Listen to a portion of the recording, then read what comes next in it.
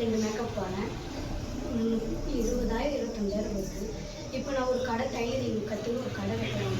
இப்போ அதில் வந்து நல்லா பொருள் வாங்கி கொடுத்து அந்த அளவு நம்மளால சம்பாதிக்க முடியல. 100% சம்பாதிக்கலாம். நீ வந்து மேக்கப்னா கூட நம்ம பொருள் வாங்கி போடணும். முதலீடு டெய்லரிங்க்கு முதலீடு போட தேவை. அதுக்காக தான் நான் முதல்ல ஒரு வீடியோ கூட முதலீடு இல்லாமல் முதலாளி ஆகலான்னு ஒரு கூட போட்டிருப்பேன். அதில் என்னென்னா நீங்கள் நம்ம முதலீடே இதுக்கு போடாத பண்ணலான்னா ஒரே ஒரு மிஷின் மட்டும் நீங்கள் ஒரு 2,000 இல்லை 3,000 உங்களுக்கு கம்மிய ரேட்டில் செகண்ட்ஸில் கூட வாங்கி வச்சுன்னு நீங்கள் ஸ்டார்ட் பண்ணிங்கன்னா போதும். இப்போ நீங்கள் ஒரு நாளைக்கு ஒரு ப்ளவுஸ் தைக்கிறீங்கன்னா கூட 500 ரூபா மினிமம். மேக்ஸிமம் நம்ம 1000 ரூபா எத்தனை மணி நேரத்தில் 2 மணி நேரத்தில் சம்பாதிக்கலாம். அந்த 2 இப்போ நம்ம படித்து பிஹெச்டி முடிச்சவங்க கூட 8 மணி நேரம் போய் ஒர்க் பண்ணால் தான் உங்களுக்கு 1000 ரூபான்றதே கூட 1000 ரூபா வரும். அவ்வளோதான் உங்களுக்கு.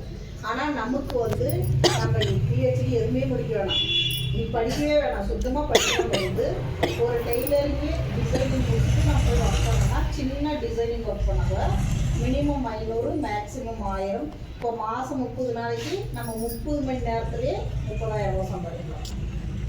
இதில் வந்து அவ்வளோ ஒரு இது இருக்குது. அதனால் நீங்கள் இப்போ நீங்கள் ஆல்ரெடி அழகுக்கலை பயிற்சி முடிச்சுருக்கிறீங்கன்னா அதுவும் இதுவும் சேர்த்து 2 பண்ணுறப்ப என்ன ஆகுதுன்னா உங்களுக்கு அதில் பிஸ்னஸ் கிடைக்காத பட்சத்தில் இதில் நீங்கள் அதை பேலன்ஸ் பண்ணிக்கலாம். இப்போ சப்போஸ் நீங்கள் வாடகை கிடையாது மாதிரி வச்சுருக்கீங்க, இப்போ வாடகை கட்டணும், அதுக்கெல்லாம்